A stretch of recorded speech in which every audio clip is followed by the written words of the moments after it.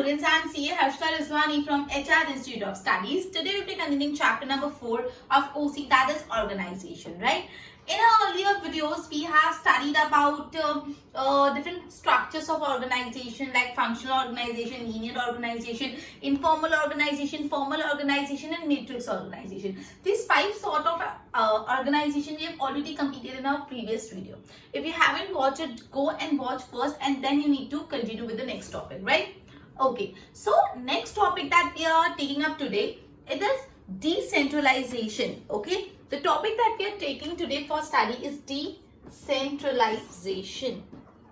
Okay, first and foremost we need to understand the meaning of decentralization, correct?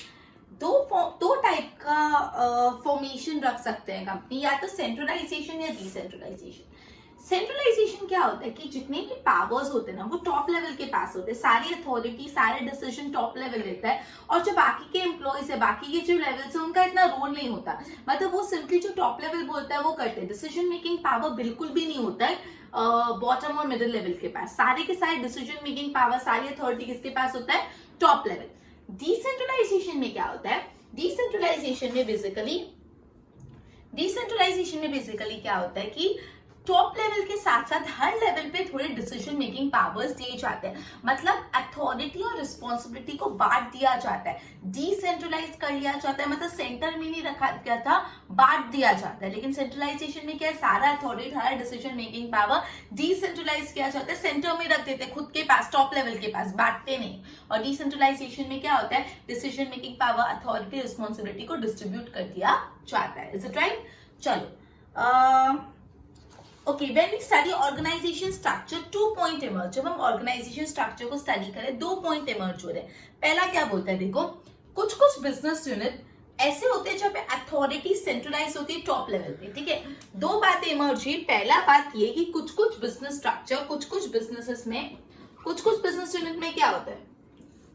कुछ business unit पे authority, कुछ business unit में authority centralise होती है top पे.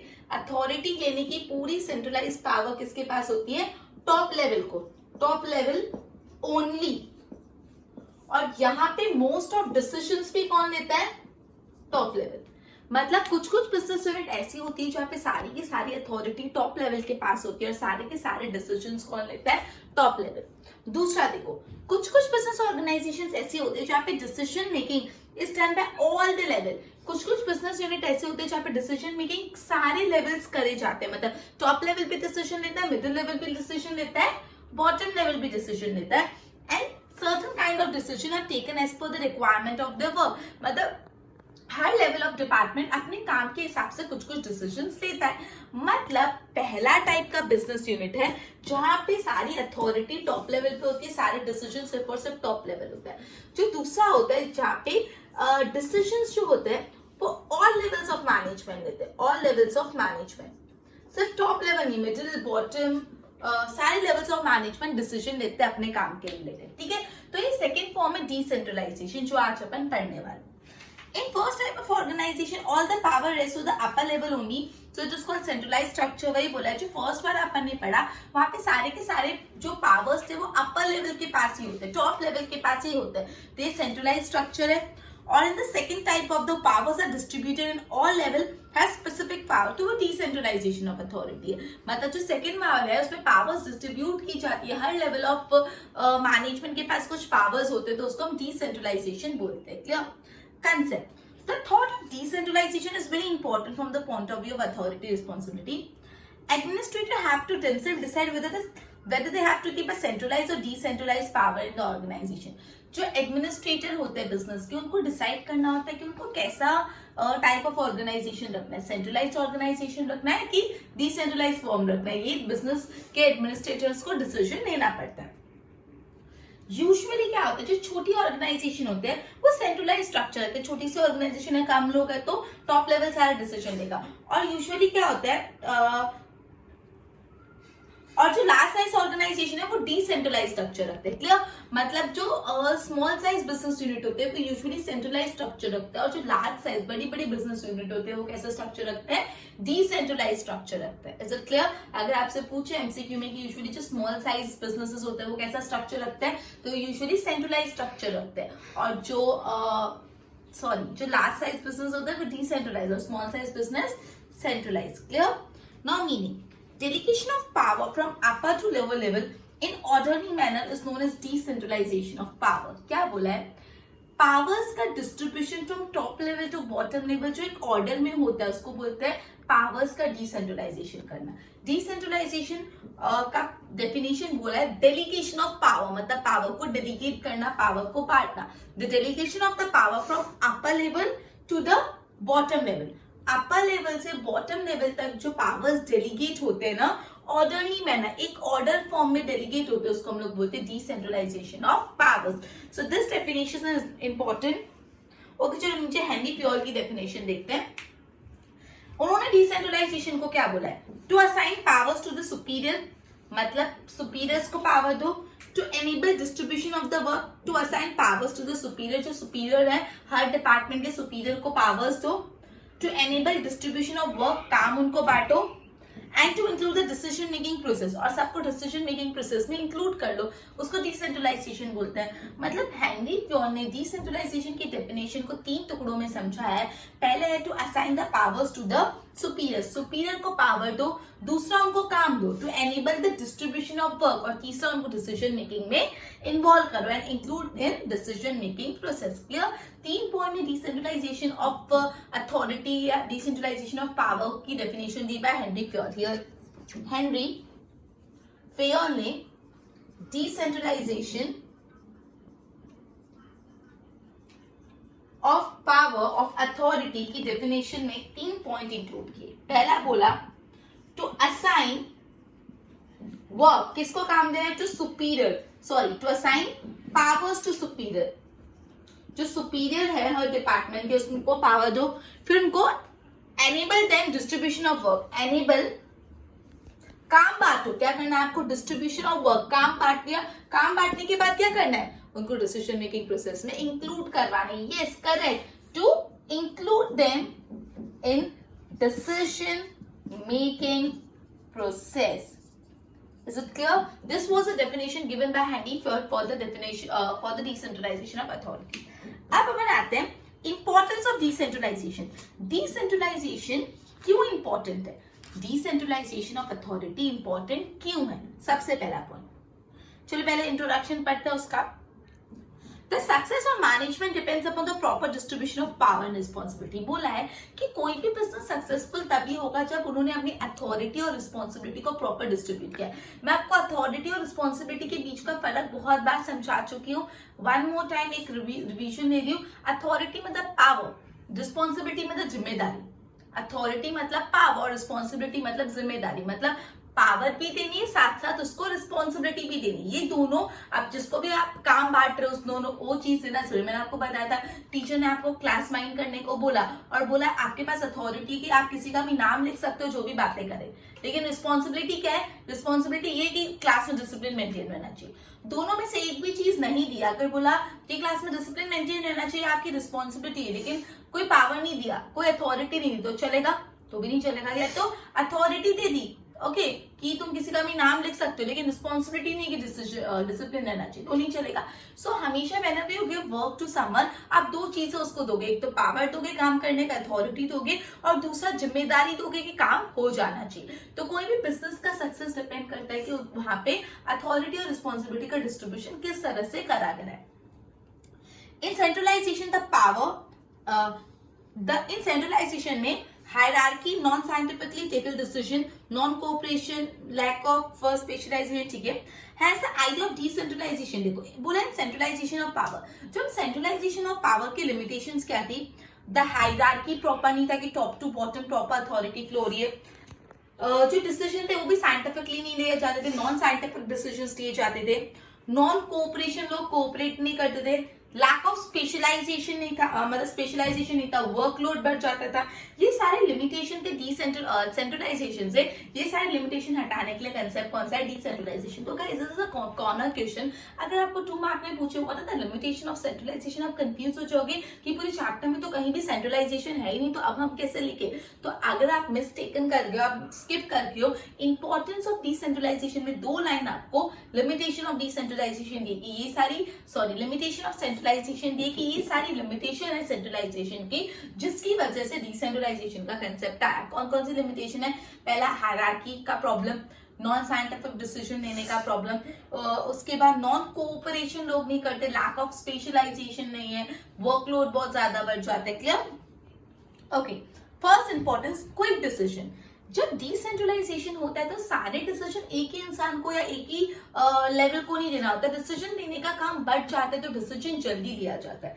इन decentralisation the person who has taken the decision in the work or activities involved completely and the power to take decision and the decision could be taken quickly and efficiently। मतलब basically जिसको भी decision लेना है, जिस भी person को, वो उस काम में इन्वॉल्व है। मतलब सपोज एक परचेज डिपार्टमेंट वाले को अपने डिपार्टमेंट के लिए डिसीजन लेना है, तो उसको परचेज के बारे में बहुत अच्छे से पता है, तो वो क्विकली डिसीजन ले पाएगा। क्लियर? अगर ये चीज किसी और को बोले तो वो नहीं ले पाएगी। तो ये बोला है कि जिस भी इंसान को डिसीजन लेना है वो बहुत ज्यादा इन्वॉल्व होता है अपने वर्क में, तो जब उसको डिसीजन और उसको पावर भी कि हाँ तुम डिसीजन भी ले सकते हो, तो जब वो अपने वर्क के रिलेटेड डिसीजन लेता है तो वो बहुत फास्ट भी लेता है और अच्छा डिसीजन भी लेता है। क्लियर? कितने इंपॉर्टेंस है?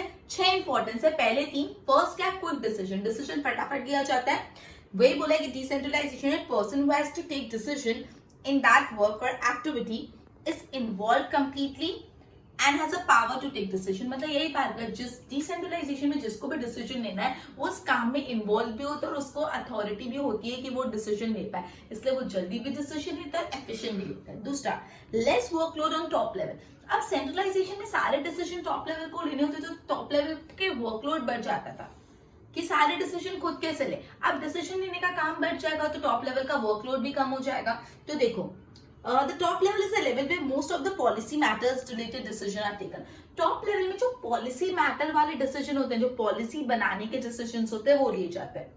With the help of decentralization, the decision authority is given to middle and lower level, hence the workload of upper level is reduced। यही बात भी, टॉप लेवल का काम है पॉलिसी मैटर रिलेटेड डिसीजन लेना, और बाकी के जो डिसीजन है वो बांट दिए गए, डिसीजन लेने की जवाबदारी मिडिल और बॉटम लेवल पे, इसलिए टॉप लेवल का वर्कलोड भी कम हो जाता है। Clear?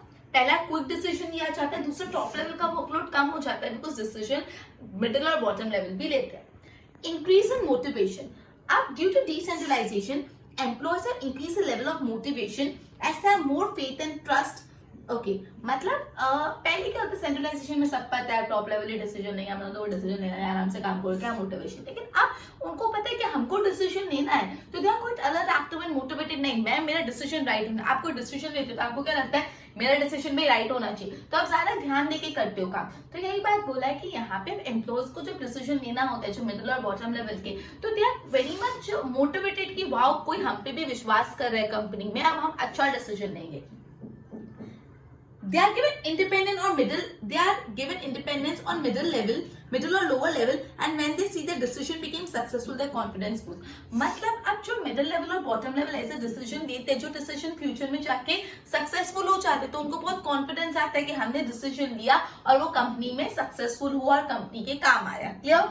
They also get experience on how to take such decision in such kind of situation। साथ साथ उनको experience भी मिलता है। तो इंक्रीज मोटिवेशन, यही बात बोली, इंक्रीज मोटिवेशन ऐसा बोलता है कि बेसिकली जो बॉटम लेवल और मिडिल लेवल के एम्प्लॉयज डिसीजन लेते हैं तो उनका कॉन्फिडेंस बढ़ता है, उनका फेथ बढ़ता है, राइट। बेसिकली जो मिडिल लेवल और बॉटम लेवल के एम्प्लॉयज जो डिसीजन लेते हैं वो सक्सेसफुल हो जाते हैं, तो उनका कॉन्फिडेंस और बूस्ट अप होता है कि जो हमने डिसीजन लिया वो कंपनी के लिए फायदेमंद साबित हुआ, और साथ ही साथ उनको एक्सपीरियंस भी मिल जाता है। सो डिसेंट्रलाइजेशन के पहले 3 महत्व, पहले 3 इंपॉर्टेंस में सबसे पहला इंपॉर्टेंस है कि डिसीजन फटाफट लिया जाता है, बिकॉज जो इंसान डिसीजन ले रहा है वो इंसान उस काम में इन्वॉल्व है, साथ ही साथ उसको पावर भी दी गई है डिसीजन लेने की, तो डिसीजन जल्दी भी लिया जाता है, एफिशिएंटली भी लिया जाता है। दूसरा है less workload on the top level, top level पे वर्कलोड कम हो जाता है, मतलब यहाँ पे डिसीजन लेने का काम बांट दिया जाता है, तो सारा जो लोड है वो टॉप लेवल पे नहीं होता, मिडिल और बॉटम लेवल पे डिस्ट्रीब्यूट हो जाता है। और फिर है मिडिल और बॉटम लेवल के एम्प्लॉयज का मोटिवेशन भी बढ़ जाता है, राइट। ओके, पहले 3 इंपॉर्टेंस देखो यहाँ पे, जिसमें अपन इंपॉर्टेंस ऑफ डिसेंट्रलाइजेशन पढ़ रहे हैं। तो सबसे पहला इंपॉर्टेंस क्या डिसेंट्रलाइजेशन का, फटाफट डिसीजन ले पाओगे, तो yes it is quick decision. Decision कैसे लिए जाते हैं, पास लिए जाते हैं। दूसरा इंपॉर्टेंस क्या है जरा बताओ, दूसरा इंपॉर्टेंस अपन ने ये पढ़ा था इंक्रीज मोटिवेशन, नहीं इंक्रीज मोटिवेशन के पहले less workload on top level, less workload on top level, top level पे वर्कलोड कम हो जाता है। जो तीसरा इंपॉर्टेंस है, क्या था तीसरा इंपॉर्टेंस, मोटिवेशन बढ़ जाता है, yes correct, it is increased motivation. 3 learn हो गए, क्या था पहला फटाफट डिसीजन ले पाओगे, क्विक डिसीजन, दूसरा टॉप लेवल का लोड कम हो जाता है, तीसरा एम्प्लॉयज का मोटिवेशन बढ़ जाता है, राइट। चलो आगे, नेक्स्ट है increase in management abilities, employees की मैनेज करने की एबिलिटीज भी बढ़ती है।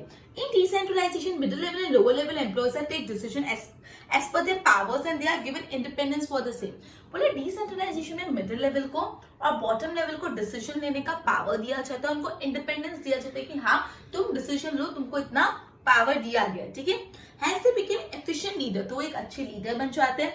They develop skill to work in a coordinated manner, उनमें ऐसी स्किल्स आ जाती है कि वो अच्छे से कोऑर्डिनेट करके काम करे, और उनमें एडमिनिस्ट्रेटिव स्किल्स भी बढ़ जाती है, ठीक है। तो यहाँ पे यही बोला कि डिसेंट्रलाइजेशन में मिडिल और बॉटम लेवल के एम्प्लॉयज को इंडिपेंडेंस दिया जाता है, साथ ही साथ उनको पावर दिया जाता है कि हाँ आप अपने डिसीजंस ले सकते हो अपने डिपार्टमेंट अपने वर्क के रिलेटेड, तो वो लोग अच्छे लीडर्स बनते हैं, उनमें मैनेजमेंट स्किल्स बढ़ती है, उनमें एडमिनिस्ट्रेशन करने की स्किल्स भी बढ़ती है। Hence, employees take decision in different circumstances and they increase their ability. In this way, future managers are created, और इसी तरह फ्यूचर में मैनेजर्स बन जाते हैं, क्लियर। इस तरह से फ्यूचर मैनेजर्स क्रिएट होते हैं, क्लियर। तो इंक्रीज इन मैनेजमेंट एबिलिटी में यही बोला है कि डिसेंट्रलाइजेशन में मिडिल लेवल और बॉटम लेवल के एम्प्लॉयज को डिसीजन लेने का अथॉरिटी पावर होता है, इंडिपेंडेंस होता है, तो वो डिसीजन लेते हैं अलग अलग सिचुएशन में, और वो एक एफिशिएंट लीडर्स बन जाते हैं। सेट्राइट क्या बन जाते हैं, एफिशिएंट लीडर्स। वो लोग एडमिनिस्ट्रेशन कर पाते हैं, एडमिनिस्ट्रेशन कंट्रोल कर पाते हैं, और इस तरह धीरे धीरे future managers are born. Fifth point, effective control, control भी कर पाते हैं वो इजीली सिचुएशन को। Managers of the all level are enough power so they can exercise control on the level in which employ commit mistake. मतलब बोला है कि जो मिडिल लेवल और बॉटम लेवल को पावर्स दिए जाते हैं, तो अगर वो जिनको पावर्स दिए गए उनके एम्प्लॉयज को मिस्टेक कर रहे हैं अपने डिपार्टमेंट के एम्प्लॉयज, तो उनको कंट्रोल कर पाते कि नहीं आप ये मिस्टेक कर रहे हो, और जो भी डिसिप्लिन लाने के लिए एक्शन लाया जाए वो ला सकते हैं, clear. This become easy for them and efficient control is possible. यहाँ पे बोला है कि जब मिडिल लेवल बॉटम लेवल अपने वर्क एरिया के रिलेटेड डिसीजन लेते हैं, तो जब उनके एम्प्लॉयज जो उनके अंडर एम्प्लॉयज है कुछ मिस्टेक करे तो वो उनपे कंट्रोल रख सकते हैं, साथ ही साथ तो उस टाइम पे उनको डिसिप्लिनरी एक्शंस भी बता सकते हैं कि डिसिप्लिन मेंटेन करने के लिए क्या क्या करना चाहिए। इस तरह से पूरी कंपनी में एक एफिशिएंट कंट्रोल मेंटेन रहता है, clear. Efficient control. And last point, harmony is created, सब अच्छे से हार्मनी से रहते हैं। Due to decentralization, all the level of employee are included in decision making. अब decentralization है मतलब सब डिसीजन ले रहे हैं, तो सब खुश है कि हम सब इन्वॉल्व है कंपनी में, ठीक है। And they are also given due importance, मतलब सबको इंपॉर्टेंस मिलता है। All the level of officers and employees, that is decision makers, follower, they discuss things, take decision. In this way, one group comes in contact with other group, and in this way, environment of harmony is created. मतलब ऐसा बोला है कि decentralisation में जितनी भी levels of management है सबको डिसीजन लेने का हक होता है, सब डिसीजन लेने में इन्वॉल्व होते हैं, सबको इंपॉर्टेंस दिया जाता है, सारे लेवल के ऑफिसर और एम्प्लॉयज डिसीजन मेकिंग में इन्वॉल्व होते हैं, वो एक दूसरे से डिस्कस करते हैं, थिंग्स को प्रॉपर डिसीजन लेते हैं। इस तरह से एक ग्रुप दूसरे ग्रुप के कॉन्टैक्ट में आता है और जिससे एक हार्मनी ऑफ रिलेशनशिप मेंटेन हो जाता है। Is it clear? ओके, तो अपन ने पढ़ा इंक्रीज इन मैनेजमेंट एबिलिटी। वही बात की टॉप लेवल नहीं, सिर्फ मिडिल और बॉटम लेवल भी डिसीजंस लेते हैं, उनको इंडिपेंडेंस दिया जाता है डिसीजन लेने का, उनकी मैनेजमेंट स्किल्स बढ़ती, लीडरशिप स्किल बनती है, इफेक्टिव कंट्रोल होता है, इस तरह से फ्यूचर मैनेजर बॉर्न होते हैं, clear. Increase in management abilities बढ़ गई। फिर इफेक्टिव कंट्रोल, हर डिपार्टमेंट का जो सुपीरियर ने डिसीजन लिया है वो देख सकता है कि उनके एम्प्लॉयज कुछ गलत तो नहीं करे, वो उस पर कंट्रोल रख सकता है। अगर कुछ मिस्टेक की तो करेक्टिव एक्शन ले सकते हैं। इस तरह से पूरे ऑर्गेनाइजेशन में कंट्रोल रहता है। इंक्रीज इन हार्मनी, हर इंसान जब डिसीजन लेने में इन्वॉल्व होता है तो सब एक दूसरे के साथ मिलते हैं, बात करते हैं, डिस्कस करते हैं, सबको इंपॉर्टेंस दिया जाता है। इस तरह से पूरे ऑर्गेनाइजेशन में हार्मनी मेंटेन करता है। Clear? So this way fourth point अपन ने ये पढ़ा, increase in management ability, right? क्या पढ़ा? इंक्रीज इन मैनेजमेंट की एबिलिटी बढ़ती है। फिर फिफ्थ पॉइंट में आपको याद है अपन ने क्या पढ़ा था? हल्का हल्का कुछ, यस, कंट्रोल अच्छा होता है, तो यस इट इज इफेक्टिव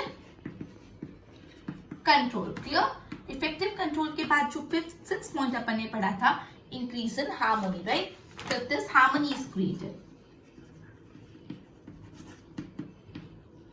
तो ये थे अपने इंपॉर्टेंस ऑफ डिसेंट्रलाइजेशन, जो हेड पॉइंट अपन को अभी कभी लर्न करना है। कम ऑन, 3 का सेट है। First 3, next 3। फर्स्ट 3 में क्या था? फटाफट डिसीजन ले लो, इफेक्टिव क्विक डिसीजन लेने के बाद में टॉप लेवल पे वर्कलोड नहीं, reduce the workload eight top level. और थर्ड पॉइंट में ये था कि मोटिवेशन बढ़ता है, increase in motivation. Fourth point में क्या था? एडमिनिस्ट्रेटिव कैपेबिलिटी क्रिएट होती है, increase in administrative ability.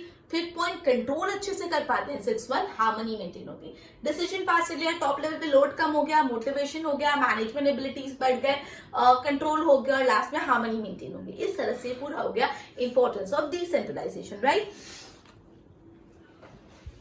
Okay, let's go through it once.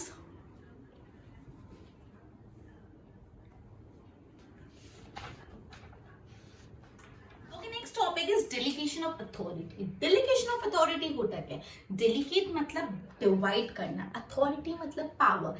अगर एक एडमिनिस्ट्रेटिव ऑफिसर है जिसके पास एडमिनिस्ट्रेशन करने का काम है, जब वो अपना काम किसी और को बांट देगा तो उसको बोलते हैं delegation of power. In simple terms, अपना पावर, अपना वर्क रिस्पॉन्सिबिलिटी आगे बांटना। क्लियर? तो चलो मैं ये मीनिंग का सेकंड पॉइंट पढ़ती हूँ। When the size of organisation became larger, बोले जब बिजनेस ऑर्गेनाइजेशन बड़ा होता जाता है, बिजनेस ऑर्गेनाइजेशन की जब साइज बड़ी होती जाती है तो the upper level administration assign some work to the helper. तो जो अपर लेवल वाले एडमिनिस्ट्रेटर्स होते हैं वो अपना कुछ काम अपने हेल्पर्स को दे देते हैं। They have to see whether the orders are followed or not. Upper level management देखते हैं कि जो ऑर्डर दिया हुआ है हमने अपने हेल्पर्स को, वो ऑर्डर फॉलो हो रहा है कि नहीं। In order to enable such helper to perform their task, अब वो जो हेल्पर है अपना काम कर रहा है, उस चीज के लिए कुछ पावर्स भी उनको देनी पड़ती है, जिसको बोलते हैं डेलीगेशन ऑफ पावर। क्या बोला है? जब बिजनेस ऑर्गेनाइजेशन का साइज बढ़ जाता है तो जो अपर लेवल एडमिनिस्ट्रेटर होते हैं वो खुद का कुछ काम अपने हेल्पर्स को दे देते हैं। वो ये देखते हैं कि उनके हेल्पर्स अपने ऑर्डर्स को फॉलो कर रहे हैं कि नहीं। अब हेल्पर्स अपना दिया हुआ काम कर पाए उसके लिए हेल्पर्स को कुछ पावर भी देनी पड़ती है, जिसको बोलते हैं डेलीगेशन ऑफ अथॉरिटी। क्लियर? या डेलीगेशन ऑफ पावर। अब डेफिनेशन देते हैं लुइस एलन। लुइस एलन जो थे उन्होंने डेलीगेशन ऑफ पावर को क्या बोला, डेलीगेशन ऑफ अथॉरिटी को क्या बोला? ठीक है, let's see. Delegation of power is such kind of process. उन्होंने बोला पावर्स को डेलीगेट करना एक ऐसा प्रोसेस है इन विच एडमिनिस्ट्रेटर, जिसमें administrator gives the part of his power to his helper, मतलब एडमिनिस्ट्रेटर अपना कुछ पावर का पार्ट अपने हेल्पर को दे देगा, अलॉन्ग विद ड्यूटी। सिर्फ पावर नहीं देगा, साथ साथ काम भी देगा, कुछ ड्यूटी भी देगा, right? And with the helper, वो हेल्पर दूसरे लोगों की मदद से for the purpose of work performance, काम के परफॉर्मेंस के लिए वो पावर्स को एक्सेप्ट कर देगा। मतलब अकॉर्डिंग टू लुइस एलन, कौन है लुइस एलन? लुइस एलन ने डेलीगेशन ऑफ अथॉरिटी को क्या बताया गया? Delegation of authority, Louis Allen ने डेलीगेशन ऑफ अथॉरिटी को ऐसा बोला है कि यहाँ पे जो एडमिनिस्ट्रेटर होता है, कौन? एडमिनिस्ट्रेटर, वो अपना पार्ट ऑफ पावर का कुछ हिस्सा अपने हेल्पर को देता है कि ले थोड़ा पावर तेरे को दे रहा हूं। अलोंग विद पावर के साथ क्या देगा? ड्यूटी भी तो देगा। अलोंग विद ड्यूटी, काम भी तो देगा, ड्यूटीज के साथ। अब ये जो हेल्पर है plus other people, other worker, क्या नाम है? Helper with the help of other है। ये जो हेल्पर है विद अदर्स, दूसरों की मदद से, for accomplishment of work performance, वो वर्क परफॉर्मेंस किस चीज के लिए, वर्क के परफॉर्म करने के लिए, काम परफॉर्म करने के लिए क्या करेगा, ये अथॉरिटी को एक्सेप्ट कर लेगा, ये पावर को एक्सेप्ट कर लेगा, जिसको बोलते हैं delegation of power.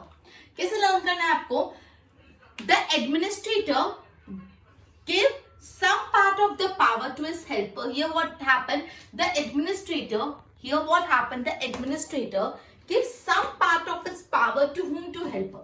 Again the administrator gives some part of the power, उसके पावर का कुछ हिस्सा वो हेल्पर को दे रहा है। क्या सिर्फ पावर दे रहा है, नहीं, पावर के साथ साथ क्या दे रहा है, ड्यूटीज भी दे रहा है। पावर के साथ साथ क्या दे रहा है, अलॉन्ग विद ड्यूटी, मतलब एडमिनिस्ट्रेटर ने हेल्पर को पावर के साथ साथ ड्यूटी दे दी। अब हेल्पर क्या कर रहा है, हेल्पर दूसरे लोगों की मदद के साथ वर्क परफॉर्मेंस के लिए ये पावर को एक्सेप्ट करता है, जिसको बोलते हैं delegation of power. Administrator gives some part of the power to helper along with duties, and the helper with the help of other for the purpose of work performance accepts this power. Clear? Okay. In delegation of power, the understanding of responsibility is main thing. Helper are given power and they are responsible to get the work done, but the final completion of okay nothing. चलो हम direct आ जाते हैं importance पे। अब अपन पढ़ते हैं importance of delegation of power. अपन ने थोड़ी देर पहले पढ़ा था importance of decentralisation of power. अपन ने इम्पोर्टेंस ऑफ डिसेंट्रलाइजेशन पढ़ा था, अब अपन पढ़ रहे हैं importance of delegation, importance of delegation of power. Let's go for the introductory part of the content. Okay, delegation of power relieves upper level administration from more work. जब powers delegate हो जाती है तो अपर लेवल ऑफ मैनेजमेंट थोड़ा relieve हो जाता है कि चलो ज्यादा काम नहीं करना, ठीक है। So upper level of the management कुछ कुछ काम से रिलीव हो जाता है, रिलीव मतलब थोड़ा टेंशन फ्री हो जाता है। Hence they can focus on policy matter। तो अब जब पूरा वर्कलोड एक इंसान के पास नहीं आएगा तो वो पॉलिसी मैटर्स पे फोकस कर पाएगा। तो यस, तो यहाँ पे क्या होता है, डेलीगेशन ऑफ पावर में actually it relieves the upper level of management from certain work. थोड़े काम से उनको मुक्ति दे देता है, जिससे they can focus on policy matter, top level management policy matter पे फोकस कर पाते हैं एंड इसके कारण मैनेजमेंट ज्यादा अच्छा हो पाता है, right. Hence it is said that power is the key to the administration, but delegation of power is the key to the organization. Clear?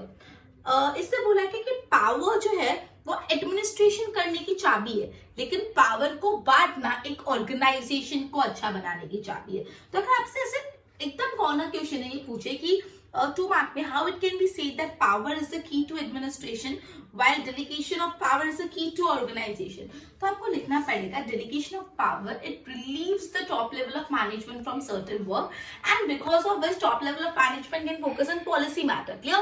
Top level of management is relieved from certain work and because of this reason top level of management can focus on the policy matters, right? And because of which management became efficient. So because of this reason it is known that power is the key to administration while delegation of the power is key to organization. ये आपको true or false में भी पूछ MCQ में भी पूछ सकते हैं कि power is the key to dash while delegation of power is the key to dash. So power is the key to just a minute, administration. Power किसकी की है, एडमिनिस्ट्रेशन की। While delegation of power किसकी की है, delegation of the power is key to organization. Okay, let's start with the importance of delegation of power. There are 6 importance of delegation of power. We will be starting 3 and 3 and then just revising all of 6. Okay, first, work efficient management. Okay, let's see. Due to delegation of power, officer working on higher level have less burden. जब powers delegate हो जाते हैं तो higher level of officer के पास workload कम हो जाता है क्योंकि उन्होंने अपना कुछ वर्कलोड आगे बांट दिया है। सो जब भी डेलीगेशन ऑफ पावर होता है तो जो officers who are on the top level उनका वर्कलोड कम हो जाता है। Clear?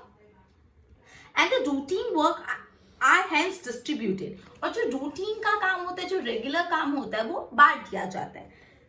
Thus, hence resulting in focus on important area. तो जब टॉप लेवल है जो हायर अथॉरिटीज रूटीन मैटर्स को डिवाइड कर लेते हैं, डिस्ट्रीब्यूट कर लेते हैं, तो वो लोग इंपॉर्टेंट मैटर्स पे फोकस कर पाते हैं। At the same time they can meet the objectives, और इस तरह से वो अपने बिजनेस के ऑब्जेक्टिव्स फुलफिल कर पाते हैं, due to which business unit gets more efficient management, और इससे बिजनेस यूनिट को ज्यादा वर्क एफिशिएंट मैनेजमेंट मिलता है। तो सबसे पहला importance of delegation of power है वर्क एफिशिएंट मैनेजमेंट। क्या बोला वर्क एफिशिएंट मैनेजमेंट में? डेलीगेशन ऑफ अथॉरिटी में जो हाई लेवल ऑफ मैनेजमेंट होते हैं, हाई लेवल अथॉरिटीज या हाई लेवल ऑफिसर्स होते हैं, उनका वर्कलोड कम हो जाता है, उनका वर्क का बर्डन कम हो जाता है, बिकॉज वो क्या करते हैं, रूटीन मैटर्स जो होते हैं वो आगे डिस्ट्रीब्यूट कर लेते हैं और वो खुद फोकस करते हैं इंपॉर्टेंट एरियाज पे, जिस वजह से वो अपने बिजनेस के ऑब्जेक्टिव्स फुलफिल कर पाते हैं। हेंस पूरा का पूरा मैनेजमेंट वर्क एफिशिएंट हो पाता है, क्योंकि इंपॉर्टेंट मैटर्स पे, जो इंपॉर्टेंट बिजनेस मैटर है उस पे हायर अथॉरिटी फोकस करते हैं,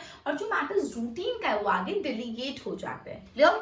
दूसरा importance development of employees. Employees भी बहुत डेवलप होते हैं। How? Different employees working in the organization get an opportunity to work and to take decision due to decentralization of power. बोला एम्प्लॉयज में जो अलग अलग एम्प्लॉयज जो काम कर रहे हैं उनको एक मौका मिलता है, उनको एक ऐसी अपॉर्चुनिटी मिलती है कि वो लोग काम कर सकते हैं, डिसीजंस ले सकते हैं, मतलब they could take decision on certain topics, certain area, and they could also work. उनको अपॉर्चुनिटी मिलती है due to which their confidence is improve. Obviously जब किसी को डिसीजन लेने का हक दिया जाता है तो वो कॉन्फिडेंट हो जाता है कि हाँ मैं भी कोई डिसीजन ले पाता हूँ, worth taking decision, right. They can be a better decision making capacity. उनकी डिसीजन लेने की जो क्षमता है, डिसीजन मेकिंग कैपेसिटी बढ़ जाती है, and take logical decision due to constant need of taking decision. उनको बार बार डिसीजन लेना पड़ता है तो उनके डिसीजंस भी ज्यादा लॉजिकल हो जाते हैं। तो इस तरह एम्प्लॉयज का डेवलपमेंट होता है। कैसे?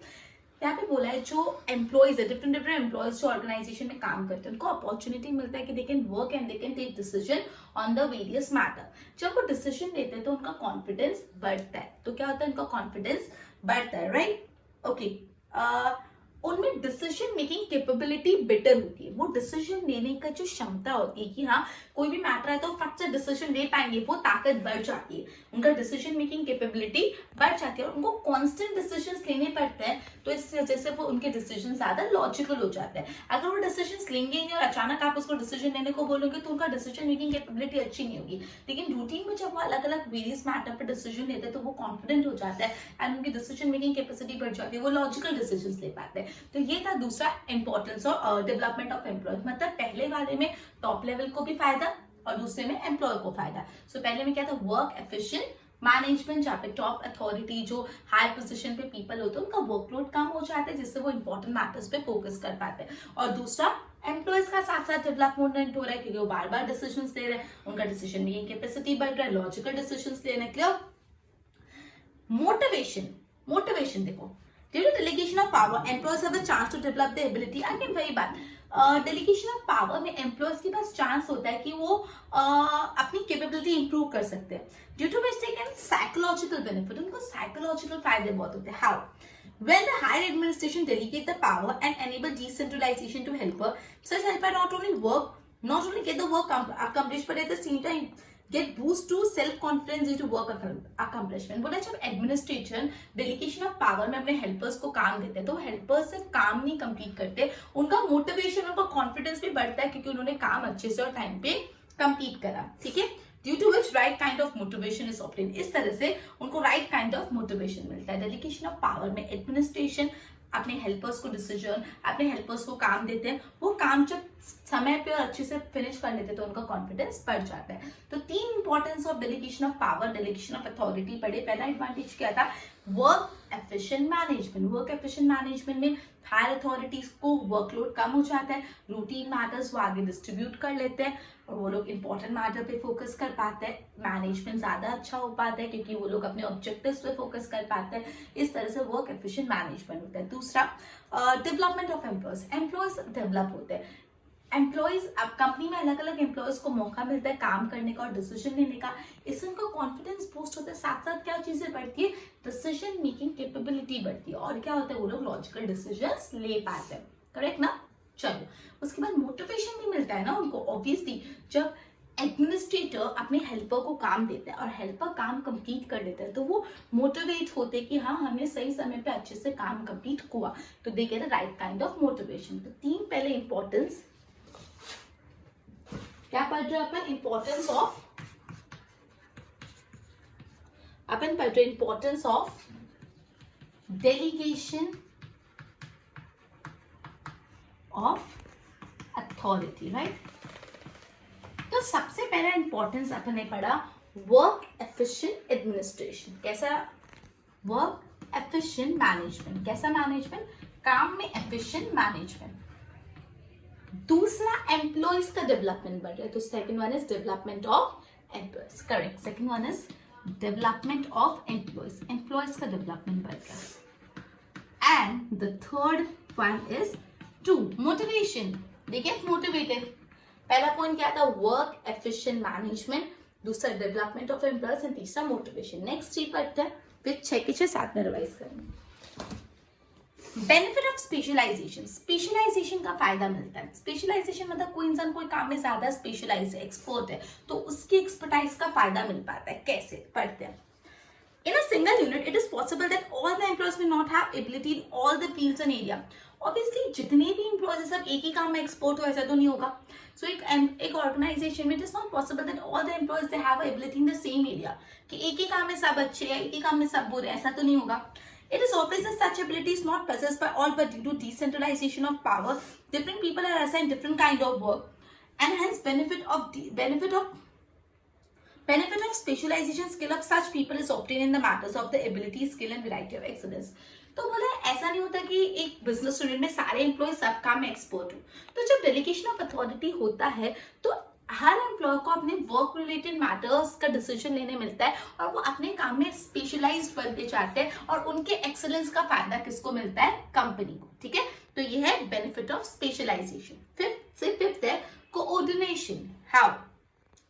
जब डेलीगेशन होता है तो जो हेल्पर होता है और जो अपर लेवल ऑफिसर है, जो अपर लेवल एडमिनिस्ट्रेशन और जो हेल्पर है जिसको काम दिया है, उन दोनों के रिलेशनशिप अच्छे हो जाते हैं।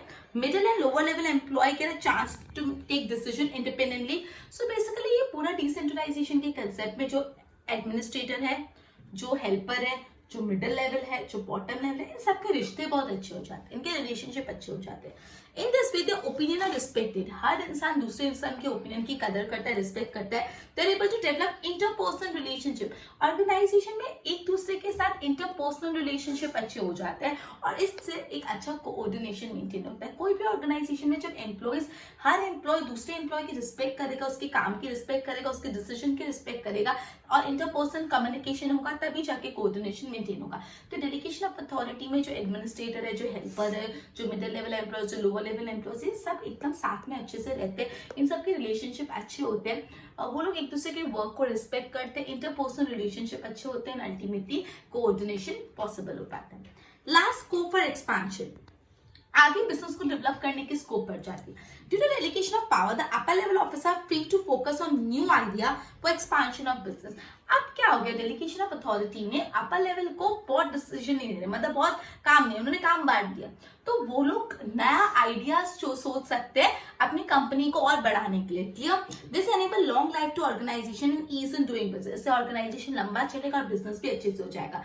मतलब स्कोप फॉर एक्सपेंशन। अब अगर टॉप लेवल ही सारा काम कर दे जाए तो टॉप लेवल के पास टाइम ही कहाँ होगा और बिजनेस को बड़ा करने का, सोचने का। लेकिन जब टॉप लेवल अपना कुछ काम आगे डिस्ट्रीब्यूट कर दिया तो जो टॉप लेवल है वो बिजनेस को एक्सपांड करने के लिए नए नए आइडिया सोचेगा, जिससे बिजनेस की लाइफ बढ़ेगी और बिजनेस का ओवरऑल डेवलपमेंट होगा। ठीक है, तो अभी लास्ट 3 पॉइंट अपन ने पढ़े। Benefit of specialisation. जरूरी नहीं है कि हर एम्प्लॉय हर काम उसको आता हो, लेकिन अगर हम एम्प्लॉयज को डिसीजन लेने के लिए बोलेंगे, वो अपनी फील्ड के रिलेटेड डिसीजन लेंगे और वो स्पेशलाइजेशन ऑब्टेन करेंगे। फिर कोऑर्डिनेशन। सब ये जो एडमिनिस्ट्रेटर्स हैं, जो helpers, middle level, bottom level employ, सब लोग अच्छे से रिलेशनशिप में रहते हैं। They have friendly relationship with each other. वो हर एक दूसरे के काम को रिस्पेक्ट करते हैं टू, और साथ ही साथ वो एकदम उनमें इंटरपर्सनल रिलेशनशिप बढ़ जाते हैं, तो कोऑर्डिनेशन रहता है। And the last one is scope for expansion. अगर तो हाई लेवल जो टॉप लेवल ऑफ अथॉरिटी है, जब रूटीन काम डिवाइड कर लेगा तो टॉप लेवल ऑफ अथॉरिटी के पास स्कोप है कि वो नए नए आइडियाज सोच पाए बिजनेस को एक्सपांड करने के लिए। ट्रू, और इससे बिजनेस का लाइफ भी बढ़ेगी और बिजनेस इजीली हो पाएगा। क्लियर? तो next 3 point. Fourth is benefit of specialisation. Fourth point is benefit of specialisation. Benefit of specialisation fourth point है। फिफ्थ क्या था? Coordination, right? Fifth one is coordination and the sixth one was scope of expansion. Sixth one was scope of expansion. तो 6 अपने importance of delegation of authority पढ़े। Let's revise it. सबसे पहला जो importance था वो था वर्क एफिशिएंट मैनेजमेंट। दूसरा था एम्प्लॉयज का डेवलपमेंट होना। तीसरा था motivation. Fourth one was benefit of specialization. Fifth one was coordination, and the last one was scope of expansion. One more time. खुद सोचो, आपको याद आएगा धीरे धीरे. Just don't look into your textbooks. Just use your brain and just use your memory power. Okay, तो सबसे पहला अपन importance of delegation of authority पे आता वर्क एफिशिएंट मैनेजमेंट, है ना? Management work efficient. दूसरा याद आ रहा है कुछ एम्प्लॉयज डेवलप हो रहे थे, डेवलपमेंट ऑफ एम्प्लॉयज डेवलप हो गए तो क्या हो रहे हो? मोटिवेटेड। 3 पॉइंट तो क्लियर। फोर्थ पॉइंट को स्पेशलाइजेशन था, तो स्पेशलाइजेशन का फायदा, बेनिफिट ऑफ स्पेशलाइजेशन। फिर कैसा था? हाँ, वो लोग कोऑर्डिनेटेड वे में रहते, तो coordination. And the last one expand कर देते, स्कोप ऑफ एक्सपांशन। क्लियर? तो ये था importance of delegation of authority. Okay, तो अभी अपन ने डिसेंट्रलाइजेशन पूरा पढ़ा, डेलीगेशन ऑफ अथॉरिटी पढ़ा। अब नेक्स्ट टॉपिक है ये चैप्टर, लास्ट टॉपिक है चैप्टर का। We will be completing this topic and along with this also completing the chapter organisation, which is one of the lengthy chapter in this text book. Okay, so delegation of authority पढ़ा, उसका importance पढ़ा, अब उसके elements पढ़ेंगे। क्या पढ़ने वाले अपन? Elements of delegation of authority. Just a minute, let me rub the board. आप जब तक कंटेंट आगे रीड करो।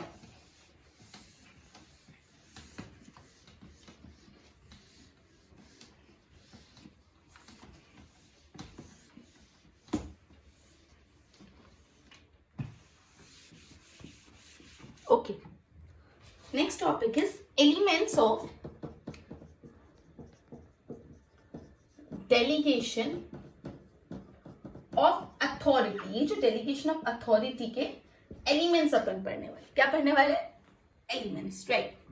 So delegation of authority means assignment of responsibility and power according to the, ठीक है, definition है।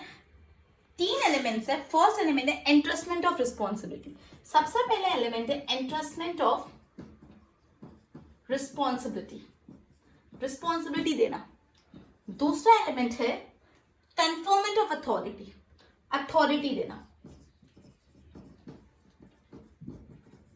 मतलब पहले रिस्पॉन्सिबिलिटी दी, फिर क्या दी? अथॉरिटी। और तीसरा पॉइंट है accountability, creation of accountability.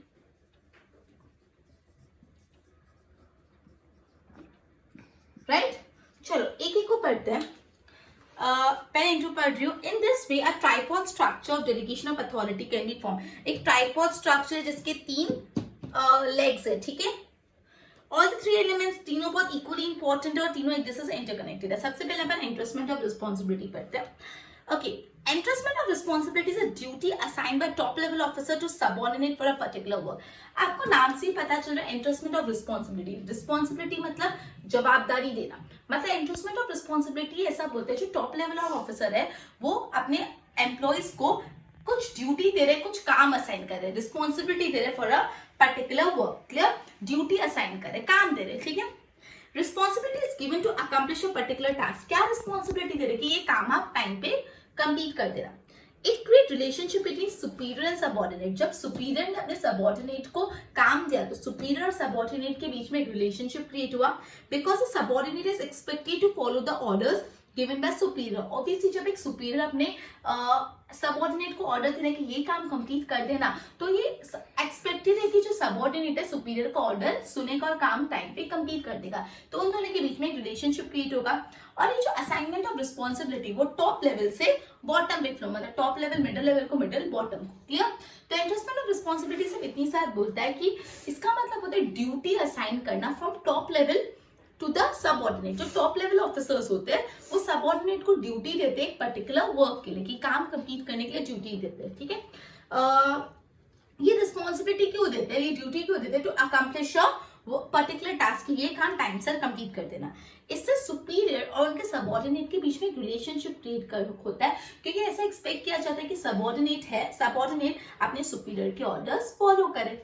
Simple. एंट्रेसमेंट of responsibility में इतना बोला है, एंट्रेसमेंट ऑफ रिस्पॉन्सिबिलिटी में बोला है कि जो टॉप लेवल ऑफिसर होते हैं, टॉप ऑफिसर्स होते हैं, वो अपने सबऑर्डिनेट को कुछ ड्यूटी देते हैं कि वो अपना टू कंप्लीट वर्क, काम कंप्लीट करने के लिए ड्यूटी देते हैं। इससे रिलेशनशिप एस्टैब्लिश होता है सुपीरियर की और उनके सबऑर्डिनेट के बीच में, बिकॉज इट इज एक्सपेक्टेड कि सबऑर्डिनेट अपने सुपीरियर के ऑर्डर सुने और अपना वर्क अकम्प्लिश करे। एंट्रेसमेंट ऑफ रिस्पॉन्सिबिलिटी नथिंग बट काम देना। टॉप लेवल को अपने सबऑर्डिनेट को काम देने को बोलते हैं entrustment of responsibility, simply. Next conferment of authority. By giving power to a person, result can be obtained by work accomplishment. आप कभी भी रिस्पॉन्सिबिलिटी दे दोगे तो it is not enough. Responsibility के साथ साथ पावर्स भी देने पड़ेंगे, कुछ हक भी देना पड़ेगा, पावर देना पड़ेगा, अथॉरिटी देना पड़ेगा। Administrator should provide enough power to helper or subordinate so that they can allot the work to the lower level and get the work done. अब जो एडमिनिस्ट्रेटर है या जो सुपीरियर है, जो अपने हेल्पर को रिस्पॉन्सिबिलिटी दे रहे हैं, तो रिस्पॉन्सिबिलिटी के साथ साथ उनको पावर भी देनी पड़ेगी, अथॉरिटी भी देनी पड़ेगी, जिससे हेल्पर्स अपने और जो बॉटम लाइन, अपने नीचे जो एम्प्लॉयज उनसे काम करा पाए। अगर आपने काम की दिया लेकिन काम करने का पावर नहीं दिया तो दैट इज जीरो। जब भी आप एज एन एडमिनिस्ट्रेटर अपने सबऑर्डिनेट को, अपने सबऑर्डिनेट को कुछ अथॉरिटी, कुछ रिस्पॉन्सिबिलिटी दे, तो अलॉन्ग विद दैट आपको इनफ क्या देना पड़ेगा, आपको एडमिनिस्ट्रेटर को अपने हेल्पर को इतनी पावर देनी चाहिए कि एडमिनिस्ट्रेटर अपने नीचे जो एम्प्लॉयज है उनसे काम करा पाए, अल्टीमेटली पूरा वर्क अकम्प्लिश हो पाए, वो अपने सुपीरियर का ऑर्डर फुलफिल कर पाए। Hence, delegation of authority is important step towards the allotment of power. मतलब delegation of authority बहुत important है। This go from upper to lower level. Upper level से lower level पे authority delegate होती है। Normally in this process the power to give decision and power to give order is given. Delegation of authority can be for various purpose. अलग-अलग purpose के delegation of authority. The example, marketing manager are given power to incur necessary expenditure in their area of work. जो marketing managers होते हैं जिनका काम होता है कैसे भी करके अपने प्रोडक्ट की मार्केटिंग करना, तो उनको इतना अथॉरिटी दी जाती है कि ठीक है, अगर आपको मार्केटिंग करने में जो भी एक्सपेंस लगता है, ये मार्केटिंग एक्सपेंस बहुत हेवी होता है, तो मार्केटिंग करने में जो भी एक्सपेंस लगता है वो आप कर सकते हो। क्लियर? सो ये उनका अथॉरिटी दी जाती है। क्लियर? अपॉइंटमेंट ऑफ एम्प्लॉयज, तुमको जो भी एम्प्लॉयज जैसे अपने वर्क रिलेटेड अपॉइंट करने वो आप अपॉइंट कर सकते हो। And to take disciplinary action against the employees, और अगर कोई एम्प्लॉय प्रॉपरली काम नहीं कर रहा तो डिसिप्लिन लाने के लिए आपको कोई एक्शन लेना पड़े अपने एम्प्लॉयज के अगेंस्ट, तो वो भी आप ले सकते हो। तो ये अपना था कन्फर्मेंट ऑफ अथॉरिटी। पहला था इंटरेस्टमेंट ऑफ रिस्पॉन्सिबिलिटी देना। दूसरा था कन्फर्मेंट ऑफ अथॉरिटी। बोला है कि अगर सबऑर्डिनेट ने जो हेल्पर को काम दिया है वो अच्छे से कंप्लीट हो पाए, उसलिए काम के साथ साथ सुपीरियर को अपने हेल्पर को इतनी पावर देनी पड़ेगी, इतनी अथॉरिटी देनी पड़ेगी कि वो अपना काम अच्छे से अपने लोअर एम्प्लॉय से करा पाए। सो अथॉरिटी बहुत जरूरी है देना, पावर देना बहुत जरूरी है। ये मैंने आपको बहुत बड़े एग्जाम्पल के थ्रू करा है। अगर मैं आपको कुछ काम दे रही हूँ तो काम के साथ साथ उस काम को कंप्लीट करने की पावर, उस काम के रिलेटेड जो भी डिसीजन देने हैं उसकी पावर भी देनी पड़ेगी। अथॉरिटी भी टॉप से बॉटम लेवल पे दी जाती है। एग्जाम्पल मैंने पढ़ा, जैसे एक मार्केटिंग मैनेजर है, उसको इतना अथॉरिटी, इतना डिसीजन लेना पावर देनी पड़ेगी कि आपको अपने फील्ड में कोई भी खर्चा करना है तो कर सकते हो, जो एम्प्लॉयज को अपॉइंट करना है कर सकते हो, और जो भी डिसिप्लिनरी एक्शन लेना है अगेंस्ट एनी एम्प्लॉयज तो वो भी आप ले सकते हो। Last one is creation of accountability. Last one कौन सा कंसेप्ट है? Last one is creation of accountability. Accountability मतलब क्या होता है? अगर मैं आपको बोल रही हूँ कि ये काम कंप्लीट करके रखना, तो अब यू आर अकाउंटेबल इस काम के लिए। अगर ये काम नहीं हुआ, ये काम अच्छे से नहीं हुआ, या ये काम नहीं हुआ, या काम में कोई भी प्रॉब्लम है, तो कौन रिस्पॉन्सिबल हो? आप, क्योंकि मैंने आपको काम दिया। अकाउंटेबिलिटी मतलब बेसिकली जो काम आपको दिया गया है उस काम के लिए आप रिस्पॉन्सिबल हो, you are accountable for the same. Clear? Let's see the delegation of authority. The delegated authority holder has to provide proper explanation and follow reporting process to top level management। जिसको भी काम दिया जाता है उस इंसान को बेसिकली प्रॉपर रिपोर्टिंग करनी होती है टॉप लेवल मैनेजमेंट को। मैंने इतना इतना काम किया, ये काम का ये एक्सप्लेनेशन है, मतलब ऐसे नहीं अगर आपको काम नहीं तो आप हमने से मैं मेरे साथ जो मर्जी करूंगा, जो भी you have to report to your top level management कि ये काम ऐसे हो रहा है, ये काम ऐसे क्यों हुआ, ये काम कब कंप्लीट होगा, रिपोर्ट करना पड़ता है अपने टॉप लेवल को। This is known as accountability. इसको ही अकाउंटेबिलिटी बोलते हैं, मतलब जिसको भी काम दिया है उस इंसान को अपने टॉप लेवल को रिपोर्टिंग करनी पड़ती है, प्रॉपर एक्सप्लेनेशन देना पड़ता है। समझ आया? He may surely be given power to get the work done by other, but final responsibility of getting the work done rests with the upper level administrator only. Hence, middle level authority holders should take care to ensure work is properly done by lower staff. अब बोला है भले top level ने काम दे दिया, responsibility दे दी, मतलब किसी को अथॉरिटी रिस्पॉन्सिबिलिटी दे दी कोई वर्क के लिए, लेकिन अल्टीमेटली रिस्पॉन्सिबल कौन है अगर वो काम सही नहीं हुआ? तो टॉप लेवल। इसलिए मिडिल लेवल को ध्यान देना चाहिए कि जब वो बॉटम लेवल से कुछ भी काम करा रहे हैं तो ढंग से कराए। क्लियर? दिस अकाउंटेबिलिटी फ्लो, अब ये उल्टे accountability lower to upper flow करती है, बिकॉज लोअर लेवल अपने ऊपर के रिस्पॉन्सिबल, उसका उसके ऊपर के रिस्पॉन्सिबल। ठीक है, सो देखो जो डेलीगेशन ऑफ जो एंट्रस्टमेंट ऑफ रिस्पॉन्सिबिलिटी था और जो कन्फर्मेंट ऑफ अथॉरिटी था वो कैसे फ्लो होता था? ये दोनों टॉप टू बॉटम, मतलब टॉप लेवल पावर, फिर ये पावर देगा, फिर ये अल्टीमेटली, मतलब रिस्पॉन्सिबिलिटी और अथॉरिटी दोनों टॉप टू बॉटम, लेकिन जो अकाउंटेबिलिटी वो बॉटम टू टॉप फ्लो होता है। क्लियर? Bottom to top. जैसे एग्जांपल दिया हुआ है, accounts officer may give it the work of writing account as accountant. When the accounts are written, it is account officer who has to check the accuracy of work done and not the accountant. अब एक अपने आपकी company में accounts officer है, आपने accounts officer को बोला ये काम करना है, अकाउंट ऑफिसर को जो अकाउंट्स लिखने का काम था उसने अकाउंटेंट को दे दिया, मतलब उसके नीचे जो एम्प्लॉय उसको दे दिया कि अकाउंट्स लिख दे।